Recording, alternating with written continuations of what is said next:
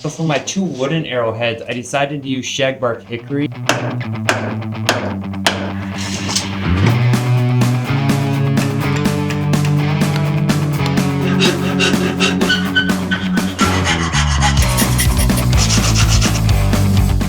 So I'm not going to do a real extensive test. I'm just going to shoot these arrows into a target bag to see how far they go in.